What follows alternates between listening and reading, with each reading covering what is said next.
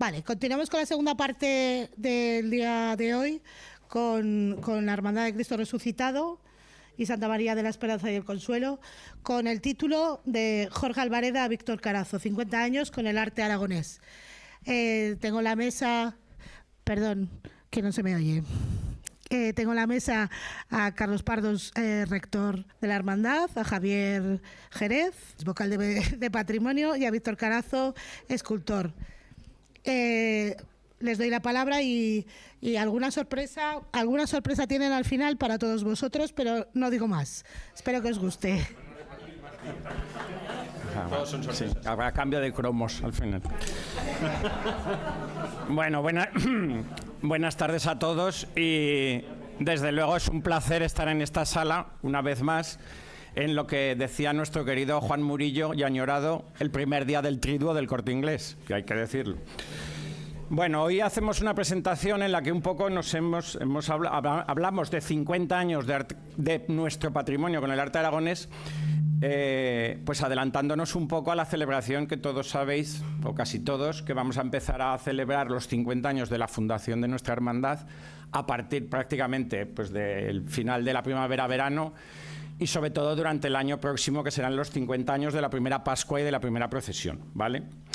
Entonces, ¿por qué esta charla que hay gente que incluso le ha extrañado un poco el decir de Jorge Albareda, Víctor Carazo, estáis juntando cosas? Bueno, pues porque por los designios del destino o de las casualidades se nos cumplen este año, además de que estamos empezando a celebrar los 50 años de la fundación de la hermandad, lo que sería el centenario del nacimiento de nuestro escultor, de Jorge Albareda Agüeras, nacido el 4 de junio del 26, por lo cual este año se cumplía el centenario de su nacimiento y fallecido todavía no hace 5 años. Espera, la foto. Eso. Para nosotros pues es muy importante y es cuando hace 50 años, un poquito más, se pensó en contar con un artista, se acudió a él y sabéis que es el autor de Nuestro Cristo y de Nuestra Virgen. Y vimos que se producía el que justo este año habíamos hecho un encargo a un artista aragonés también, joven, como también era joven entonces don Jorge, no tan joven como Víctor, pero pues nos parecía que era algo que queríamos presentar, el trabajo y trabajos varios que se están haciendo en patrimonio, aquí comandados por Javier, pero que Víctor nos estaba desarrollando unos trabajos nuevos en el área de la escultura, entonces nos pareció, pues bueno, que en realidad podrían ser 2 charlas diferentes, unirlas en este día aquí. A raíz de que se cumplía el centenario del nacimiento de Jorge, pues empezamos a darle vueltas a la cabeza y pensamos hablar con la familia para ver si tenían documentación que pudiéramos revisar que no se había mirado hasta ahora. Y efectivamente, yo hablé con Tito, que está aquí en primera fila, el decano del descendimiento, que es con el que tengo muy buena relación, y entonces, pues bueno, él habló con su madre, que aún está con nosotros afortunadamente, con sus hermanos, ningún problema. Y empezamos a revisar esa documentación. Y hay muchas cosas. Entonces, nuestra idea es hacer un trabajo más grande, un proyecto más importante, ya veremos qué tipo de publicación o qué es lo que se puede hacer. Pero lo que desde luego no queríamos es dejar pasar esta cuaresma y teniendo un recuerdo muy especial para este momento. Y luego ya veremos cuándo lo podemos llevar a cabo completamente. Porque el taller Albareda pues es un taller muy importante en nuestro patrimonio aragonés, y no solo aragonés, como luego comentaremos. Aquí tenéis en un cuadro resumido quiénes son los responsables del arte cristiano en sus nada menos que 130, el arte cristiano, porque es el nombre del taller, en los 137 años, ahí es nada, en los que estuvo activo, de 1858 a 1995.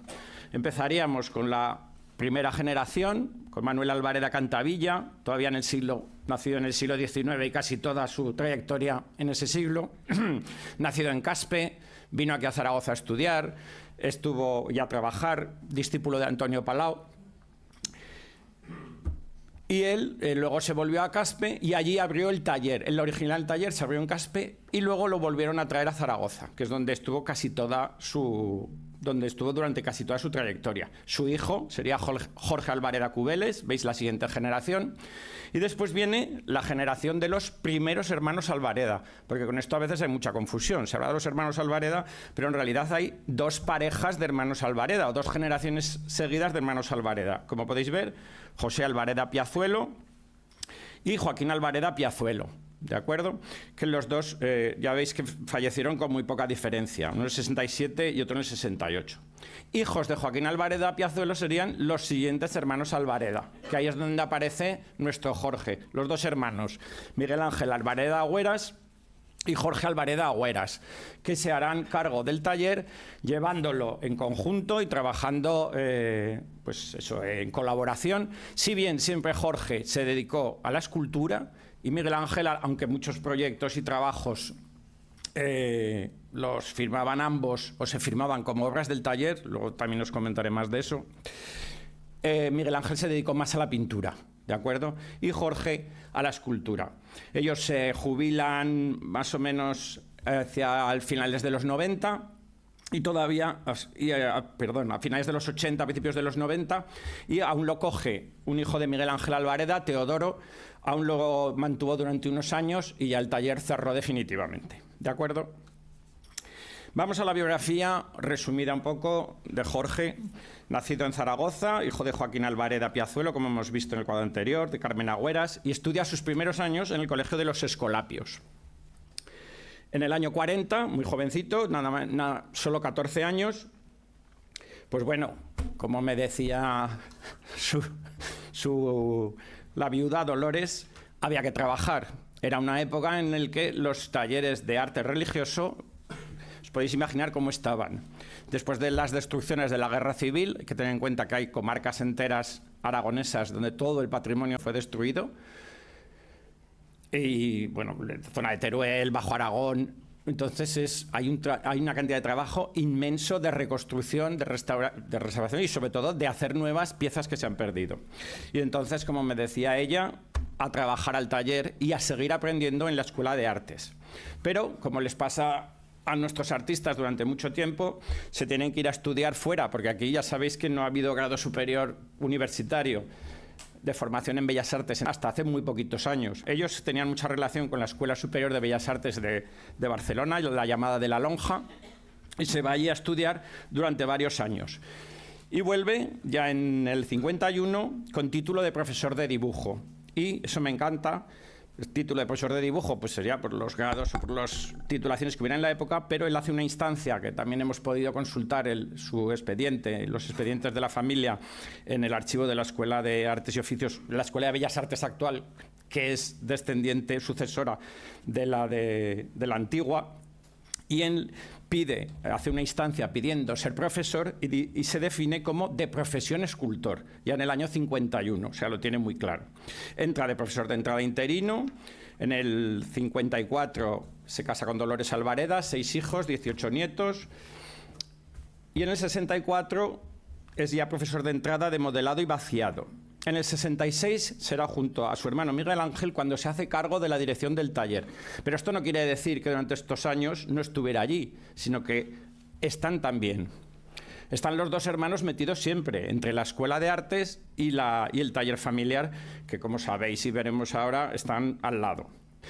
Luego, los honores de los últimos años, podemos decir, pues para nosotros el más importante, de nuestra hermandad, que pasaría con los nuevos estatutos a ser bienhechor desde el año 2000.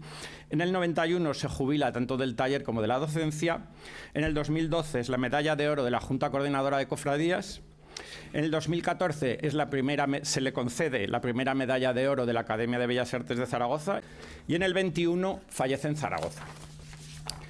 Este es el taller Alvareda, en la calle Balmes, con todavía esa inscripción de imágenes y retablos Alvareda Hermanos. Allí es donde trabajará, pues eso, y aprenderá cómo se trabaja en un taller desde los 14 años.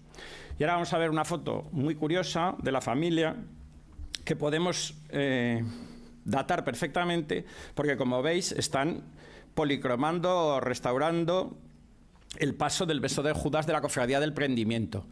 cosa que sabemos perfectamente por la documentación de la cofradía, que se hace en el año 48, al poco de fundarse la cofradía y cuando toma el paso a su cargo de la sangre de Cristo.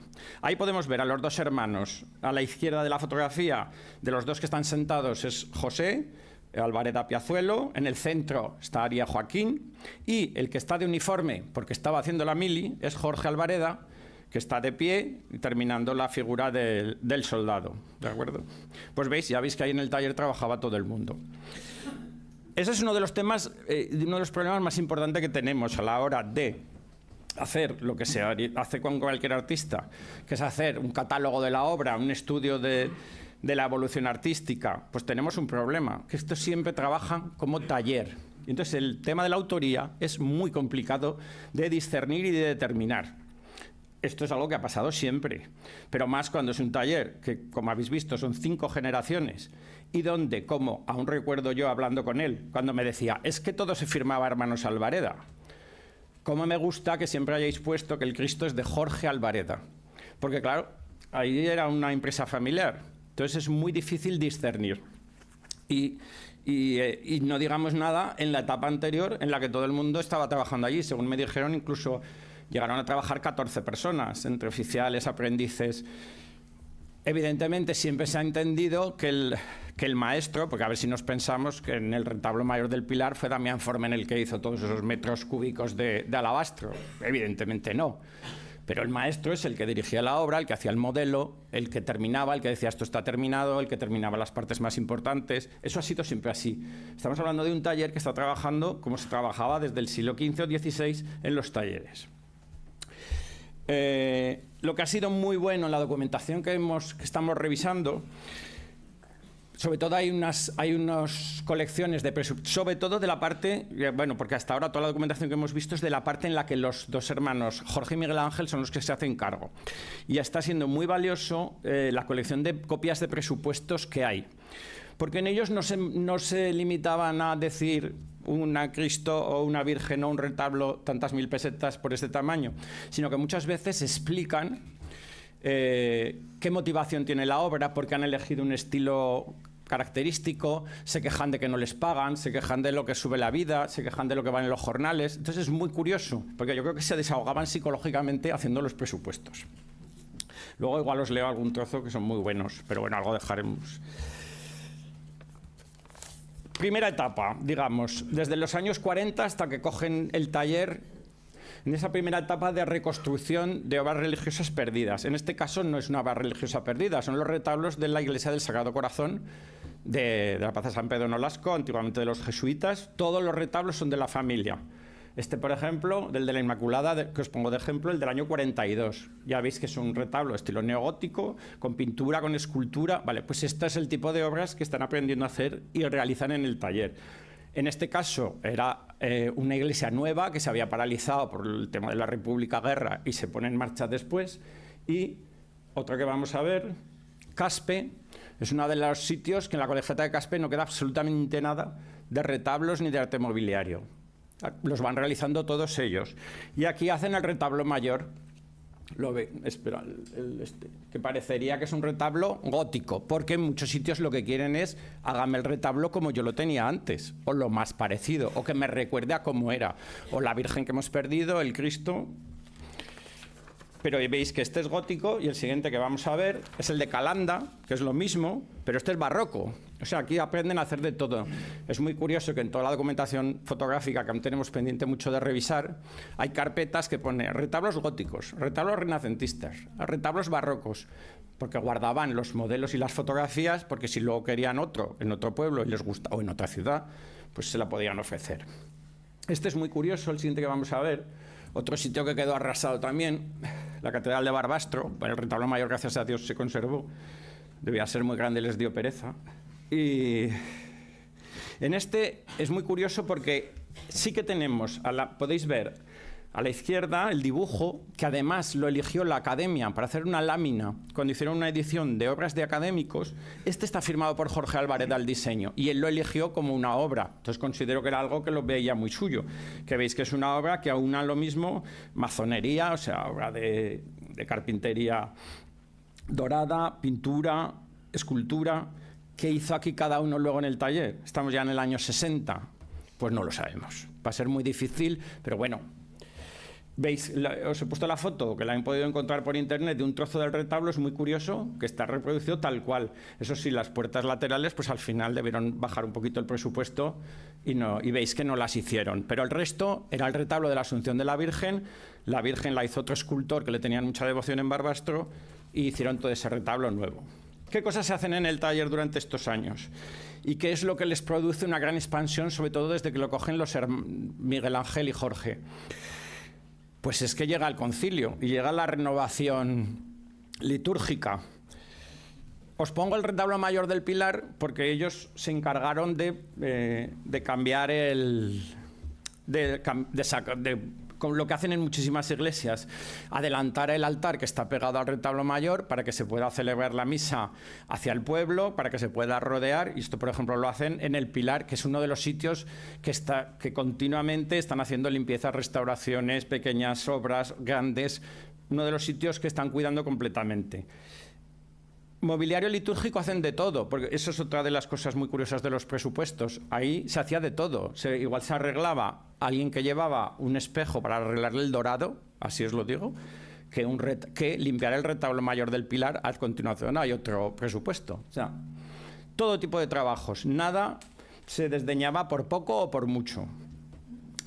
Muchas reformas con motivo de lo litúrgico, muchísimas restauraciones. Las iglesias de Zaragoza, pues como San Miguel, el Pilar, Pilaseo, por supuesto, San Carlos, hay montones de presupuestos y de trabajos realizados en ellas. Os hablo de presupuestos, luego ese es otro problema. Hay cosas que luego no sabemos si se hicieron o no, porque evidentemente las que tenemos cerca o conocidas sí, pero hay veces imágenes presupuestadas, retablos para sitios fuera de Zaragoza, para Sudamérica, que también trabajan muchísimo, que bueno, de algunas hemos encontrado luego el pago o una carta donde se dice que se hizo, pero hay otras que no sabemos y va a ser difícil saber si se hizo o no se hizo o si no se hizo del todo, pero bueno.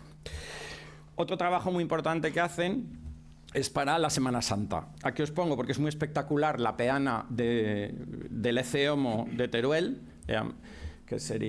que me volvieron un poco loco, porque en la documentación le llaman Jesús Nazareno, porque claro, como lo tenían al lado de casa en San Miguel, pues le llamaban Nazareno. Es el Eceomo de la Cofradía de la Villa Vieja de Teruel.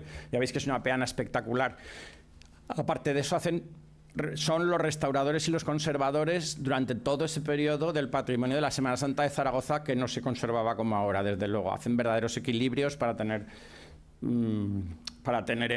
limpiar, mantener, conservar.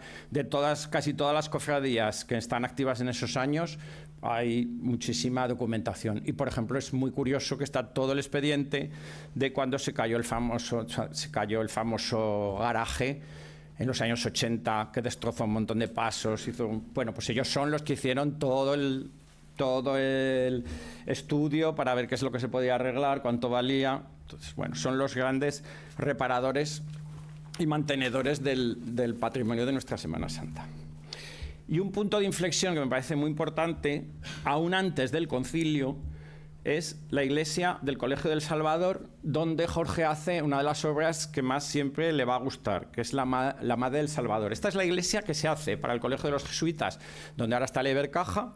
Se hace una iglesia nueva que dura muy poquitos años, porque 11 años o me parece, no mucho más, porque es ya cuando se van al Colegio Nuevo de la Romareda. Ya veis que es una iglesia, fíjate, los retablos que estábamos viendo prácticamente en la misma época, de repente una iglesia mucho más moderna, diáfana, desornamentada, donde hace una imagen, que esto me llama muchísimo la atención, una imagen con unos presupuestos completamente distintos, una imagen cercana, naturalista, sobre todo mirad el niño, y ahí tenemos una foto preciosa de Jorge tallando a tamaño real modelando la cabeza de la Virgen, porque esta Virgen tiene un tamaño descomunal, como ahora veremos en una foto del colegio actual.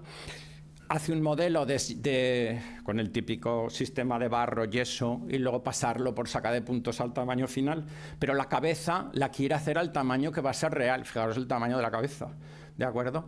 Veis que es una expresión sí, idealizada, pero muchísimo más naturalista, con unos acabados mucho más modernos. Y esto en el año 60. Esto me sorprende mucho, pero me parece que es una pieza que da un momento de giro total, o porque le dejaron hacer, o porque, bueno, trabajo para investigar. Esta es la imagen como quedó establecida en la nueva iglesia del Colegio El Salvador. Gracias a Dios la conservaron. Sobre ese fondo la podéis ver y tal como se ve actualmente. Vamos a ver algunas de las obras que está haciendo, que tenemos documentadas, donde rompe con toda esa tradición o forma de trabajar pues más tradicional o más de la policromía y de los estofados. Este San Francisco Javier de los jesuitas de Pamplona, muy expresivo, con la forma de trabajar que ya va a seguir luego. O este de Andorra, luego vamos a ver otro, ese modelo de resucitado que hace, que es donde lleva casi ya al extremo la depuración de formas, tan pronto como en el 69. Tenemos obras también como este Cristo de la Agonía de San Pere de Calanda del 72, que le iban a encargar el Calvario completo, pero al final solo le encargaron el Cristo. Y también, como curiosidad, del mismo año 72, una de las pocas, este la habéis visto todos en la calle, una de las pocas obras que tiene civiles, porque todo el arte es religioso, el busto de Ayué Salvador del 72, que está ahí en la confluencia, al lado de la estación de Goya, en Goya, donde empieza Fernando el Católico. Ese busto de Ayué Salvador en el 72, que fue alcalde de Zaragoza. Este es el que os decía, donde se ve en el año 73, donde había llevado la depuración de formas y hasta yendo casi en los tejidos, va a la abstracción, usa ese, ya es muy geométrico, y se atreve a llegar a tanto cuando son obras para el culto, pero culto interno. Siempre cuando va a hacer obras de culto externo, obras procesionales, va mucho más a volver al naturalismo, como este Nazareno de Tauste, que se puede visitar además todo el año, porque tienen un pequeño museo de Semana Santa, donde veis que tiene unos acabados pues muy parecidos a nuestro Cristo, los colores de madera entonados al natural, en la forma del golpe de la gubia visto, el paleteado que le llaman, en esa obra del procesional, donde os digo que ya no juega tanto con la estilización.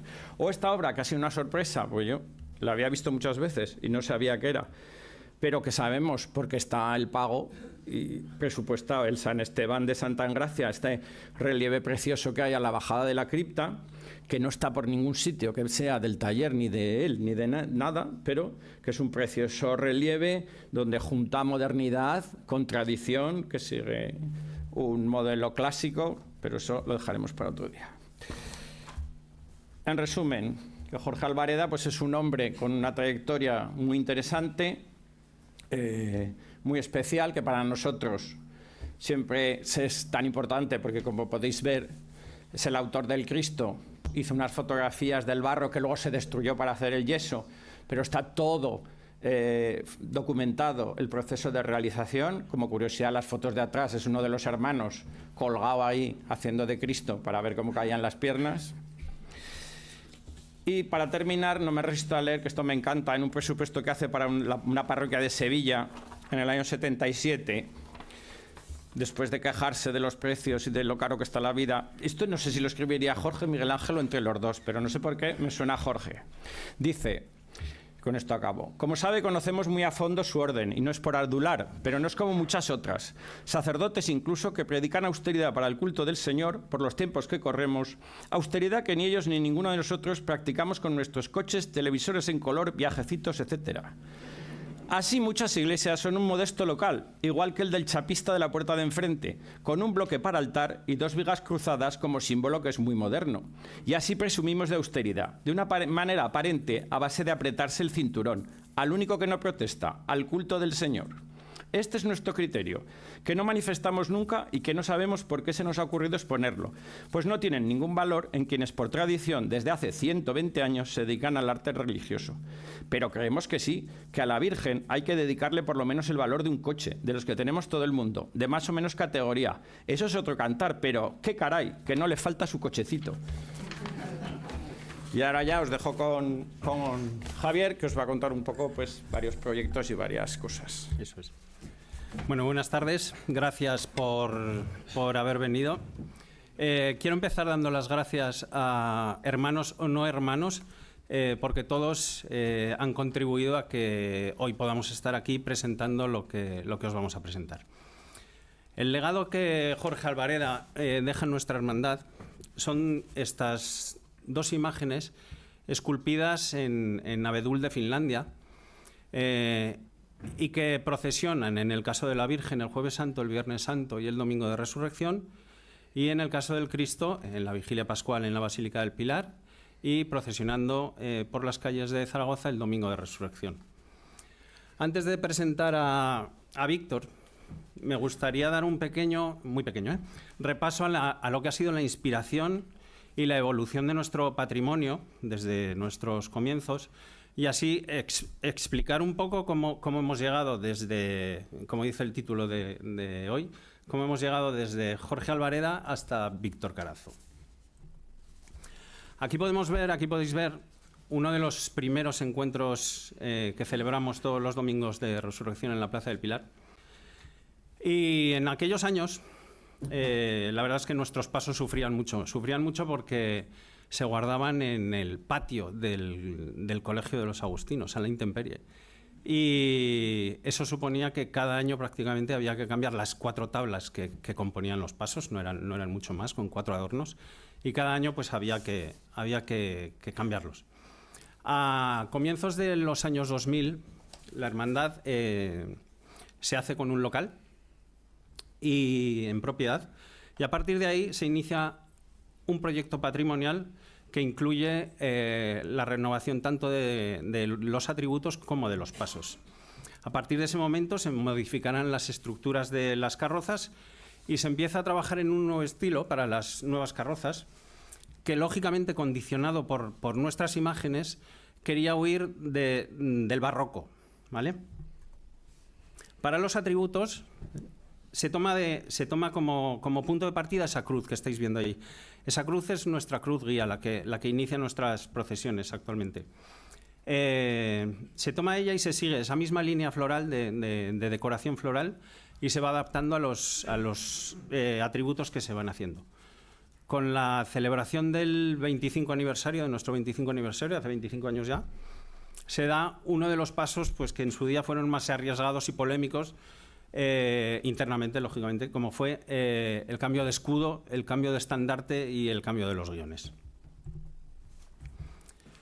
Poco más adelante se desmontan los faroles del paso del Cristo pasando al de la Virgen y finalmente se reconvirtieron en lo que actualmente son nuestros faroles procesionales que podéis ver allí.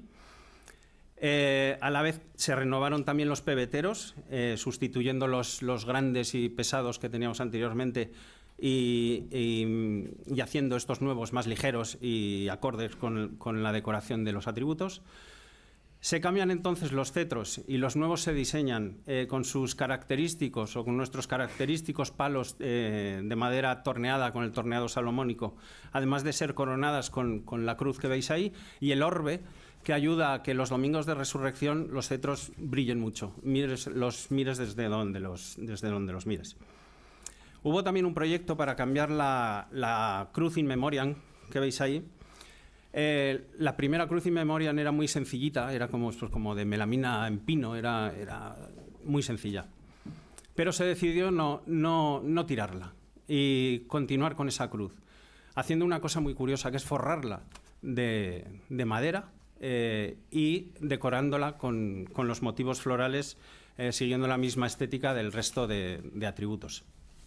Dejando en medio de la cruz ese óvalo que veis allí, en el que podéis ver el monograma, el HCR, Hermandad de Cristo Resucitado, que es exactamente igual que nuestra medalla, y lo que se ve debajo es la original cruz in memoriam que sacamos los primeros años. Se hizo también un rediseño entero del cetro del hermano mayor, también utilizando el torneado salomónico y poniendo arriba del todo el resucitado para que allá donde vaya nuestro hermano rector, el resucitado le acompaña. Ya en la pasada Semana Santa de 2025, uno de los cambios incorporados más visibles fue la sustitución de las antiguas velas procesionales por unas nuevas piezas que encajan plenamente con el lenguaje artístico actual de nuestra hermandad. Estas nuevas velas fueron diseñadas siguiendo la misma estética de los actuales cetros e igualmente combinando el dorado y la madera torneada, logrando así una imagen más armónica y con más sentido en nuestras procesiones. Como principal novedad, esta vela que veis allí, el Domingo de Resurrección, se transforma. Se le quita el mecanismo de iluminación. Donde va ese mecanismo se pone un adaptador, digamos, y ahí llevamos nuestros tradicionales claveles blancos del Domingo de Resurrección, consiguiendo así una sección de velas pues, mucho más vestida, mucho más luminosa, mucho más simbólica, y creemos que esta solución pues, aportaba mucha frescura visual y refuerza el carácter festivo y triunfal de la jornada de resurrección. Otro de los proyectos, esto es primicia, es el cambio de nuestros faroles procesionales. El diseño de los faroles está inspirado directamente de las vidrieras de nuestra querida Capilla Rotonda de los Agustinos, que es donde podemos disfrutar de nuestras imágenes durante todo el año. Esta referencia a este elemento no es casual y busca, al igual que se hizo anteriormente y que luego explicaré, reforzar el vínculo entre nuestra hermandad y su sede canónica y la estética que ya nos identifica, trasladando al exterior elementos propios de nuestro colegio y del lugar que durante todo el año acompaña nuestras imágenes. A principios de los 2000, y como he dicho anteriormente, tras la adquisición de nuestro actual local y con la seguridad de ya no tener futuros desperfectos ni deterioros, se aprueban las reformas de los pasos y se realizan varios proyectos y diseños para ver cómo poder adornar sus grecas. Y finalmente, la inspiración surge de la decoración de los pasos, surge, como también he comentado antes, huyendo del estilo barroco, por la ornamentación entre la que hemos crecido y que no es otra que la fachada neomudéjar del Colegio de los Agustinos. Los elementos decorativos del colegio, como la cruz del altar de los hermanos Alvareda, que podéis ver allí y que está situada en la capilla de San Agustín del colegio, los arcos del claustro y las aspas de la fachada se ven reflejadas en las grecas de los dos pasos. Ahí podéis ver el claustro y cómo los mismos arcos y los motivos de las aspas, de las cruces y demás son exactamente la composición de las grecas. Además, a cada paso se le aporta una identidad única y se le ponen al paso del Cristo unos medallones y al de la Virgen se le pone un ancla, símbolo de la esperanza. La greca del paso del Cristo se remata con un Via Lucis, con sus 14 estaciones, sobre los acontecimientos gloriosos de Cristo desde la resurrección hasta Pentecostés. Este Via Lucis está inspirado en el que se encuentra en la Basílica del Colle Don Bosco, situada en Castelnuovo Don Bosco, muy cerca de Turín, en Italia. El paso de la Virgen de la Esperanza, al igual que el del Cristo, también está decorado con motivos que podemos ver en la fachada del colegio. Y está rematado en sus 4 esquinas con 4 faroles que se visten con flores en sus salidas procesionales. En sus 2 laterales podemos observar 4 pequeñas capillas donde van a ir situadas las 4 cartelas que hoy vamos a presentar y que pretenden enriquecer artísticamente el paso, mejorando las que hasta ahora teníamos y que no aportaban valor artístico alguno. Se trata de 4 esculturas realizadas por el joven artista aragonés Víctor Carazo, que son la Virgen de la Correa y Santa Mónica, en la que podemos ver a la Virgen apareciéndose a Santa Mónica y dándole la correa, anunciándole la conversión de San Agustín. Vemos a la Virgen de la Esperanza, que representa a la Virgen en avanzado estado de gestación, descansando, tumbada junto a San José. Podemos ver en otra el misterio del encuentro glorioso, en el que Jesús y su madre se encuentran después de la resurrección, culmen del gozo pascual y del triunfo sobre la muerte. La Virgen del Consuelo, en la que se puede ver la Virgen inclinándose para consolar al niño que ha caído, como prefiguración del encuentro en la Vía Dolorosa, cuando el Señor carga con la cruz, camino de la pasión, y su madre acude a consolarlo. Creemos que estas cartelas no solo enriquecerán artísticamente el paso, sino que contribuirán a una lectura catequética más completa del mensaje de la esperanza que transmitimos en nuestras procesiones. Paso ahora a presentaros a su autor, Víctor Carazo, escultor, imaginero y pintor. Víctor nace el 1 de agosto de 1991 y desde muy temprana edad se ve atraído por la Semana Santa y el arte, realizando pequeñas imágenes de plastilina y otros materiales. Recibe clases de pintura desde los 7 años, donde comienza a tomar contacto con diversas técnicas artísticas. De forma paralela a sus estudios artísticos, se matricula en Ingeniería de Diseño Industrial y Desarrollo de Producto en la Universidad de Zaragoza. A través de esta diplomatura adquiere conocimientos en muy diversos ámbitos como la arquitectura efímera, 3D y técnicas informáticas que aplicar a los conocimientos artísticos. Comienza a trabajar para diferentes hermandades y cofradías, realizando tanto pinturas como diseños de bordados, diseños de altares de cultos, pinturas murales, diseño de espacios expositivos, etc. En el año 2017 ingresa en la Escuela de Artes de Zaragoza para cursar el grado de escultura, en el que realiza su primera imagen a tamaño natural en madera, una dolorosa que participa en el montaje del Santo Sepulcro de la Hermandad de la Sangre de Cristo de ese mismo año. Para la Semana Santa del año 2018 realiza su primera imagen cristífera para procesionar, que fue un Cristo atado a la columna para Almonacid de la Cuba. En septiembre de 2019 abre su propio taller de imaginería y pintura en el zaragozano barrio de San Pablo, desde donde han ido saliendo diversas obras para muchas partes de España y del extranjero. Ha mandado obras a Sevilla, Murcia, Cuenca, Italia. Entre estos trabajos se pueden destacar obras importantes como esta imagen titular de Jesús Nazareno para Utebo, que hizo en el año 2021. Es su segunda imagen cristífera a tamaño natural en madera de cedro que salió de sus gubias. Hizo también la imagen del Señor de la Santa Faz para la Cofradía de la Verónica de Zaragoza, el diseño del Paso del Misterio y las imágenes secundarias de un sayón romano y la Santa Mujer Verónica que acompañan al Señor de la Santa Faz, así como la incorporación a dicho paso de misterio de una mujer hebrea con una niña en brazos que amplió el paso, realizados todos ellos en madera de cedro policromada al óleo. Hizo también las cartelas para el paso de misterio de Jesús de la Humildad de Zaragoza, que se encuentran en proceso actualmente, habiendo realizado ya 6 de las 8 totales. Ha esculpido también, entre otras muchas obras, esta imagen dolorosa realizada en terracota y madera para devoción particular, y actualmente se encuentra también acabando las 2 nuevas cajas de incienso que procesionarán con nuestros pasos y que estrenaremos esta Semana Santa. Sin más, voy a pasar la palabra a Víctor, que es quien mejor os va a explicar estas cartelas que van a decorar y enriquecer artísticamente nuestro paso de la Virgen de la Esperanza a nuestras procesiones y, por ende, a la Semana Santa de Zaragoza. Os dejo con Víctor. Bueno, buenas tardes. Lo primero de todo, agradecer desde aquí a la Hermandad de Cristo Resucitado y a la Junta de Gobierno por confiar en el taller, ¿no?, para este nuevo encargo. Voy a empezar exponiendo un poco lo que es una cartela. Llamamos cartela, el término cartela engloba a una multitud de modelos, ¿no?, o de tipos de cartela, desde solo pictóricas, escultóricas, mezcla, como es este caso, y dentro de la escultura, pues desde el bajorrelieve hasta el bulto redondo.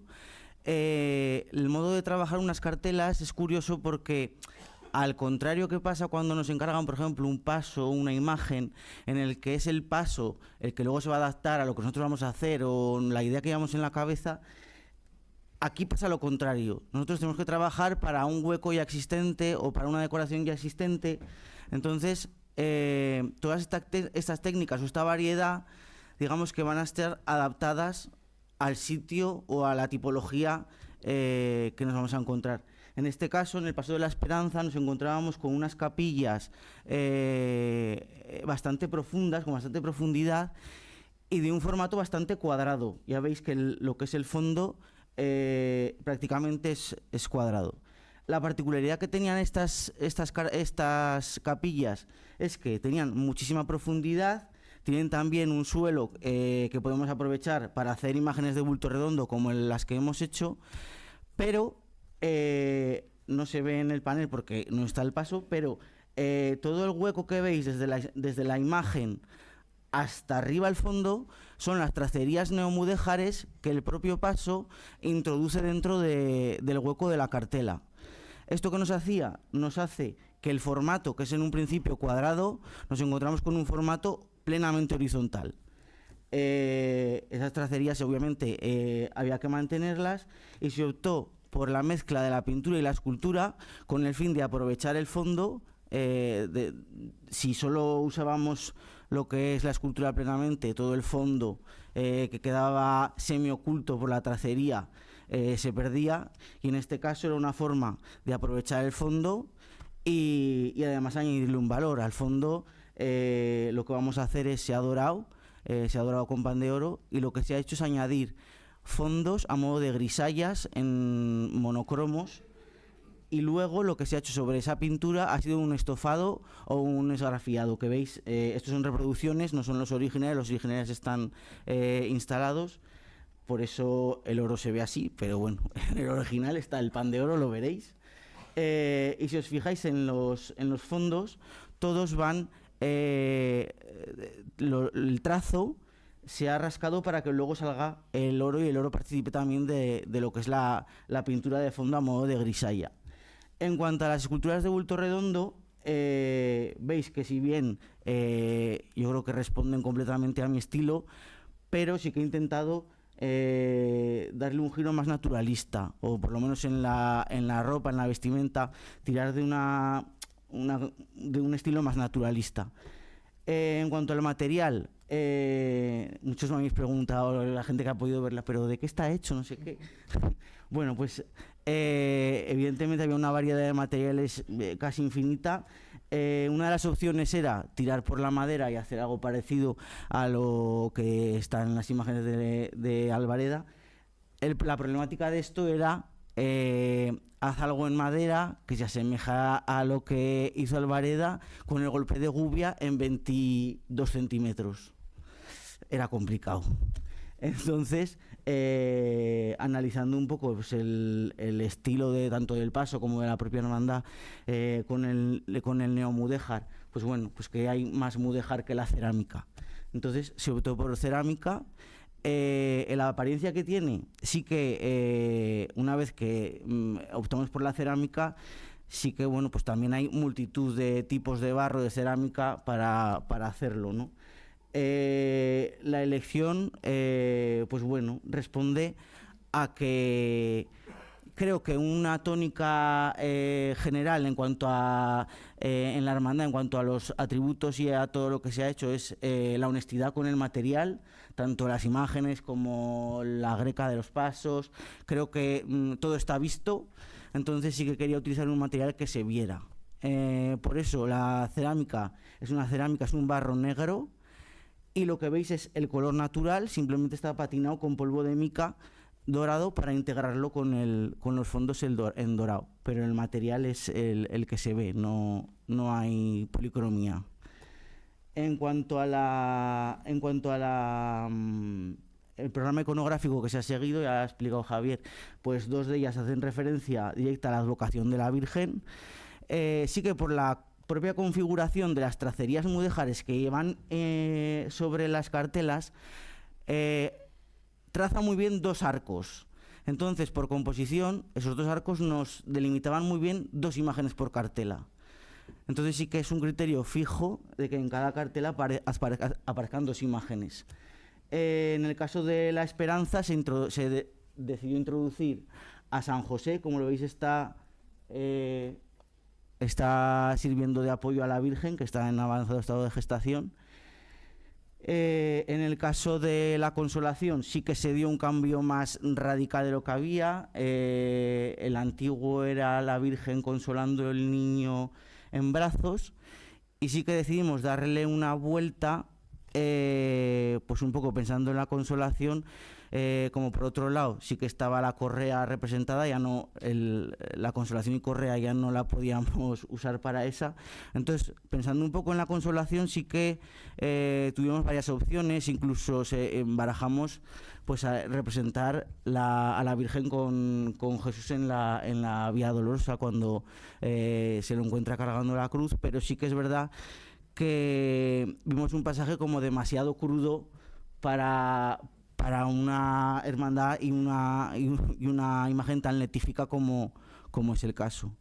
Entonces sí que optamos por una prefiguración de ese encuentro en la amargura y de algún modo hacer pues una escena que evidentemente no aparece recogida en los textos evangélicos, pero que quiere prefigurar un poco ese encuentro en la calle de la amargura. En el fondo también se ha aprovechado para añadir el taller de carpintería de San José. Veis que en el fondo de esa cartela está el taller de carpintería, haciendo alusión pues que el niño estaría por allí jugando, se cayó y la Virgen va corriendo a consolarlo.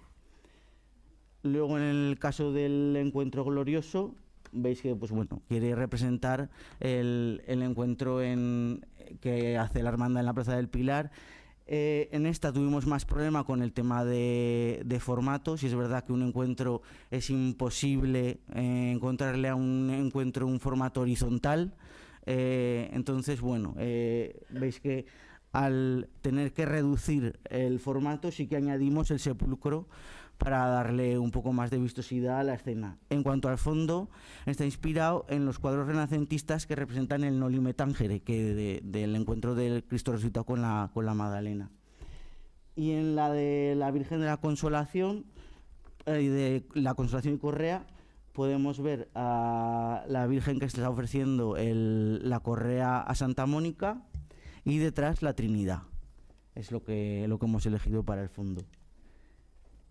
Y con esto sí, yo creo que acabamos. Hay que dar paso al sorteo.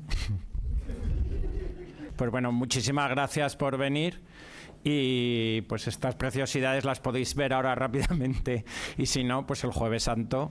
Y a partir del Jueves Santo y toda la semana se podrá ver jueves, viernes y el domingo, sábado en San Cayetano y el domingo en la procesión. Os esperamos a todos. Muchas gracias.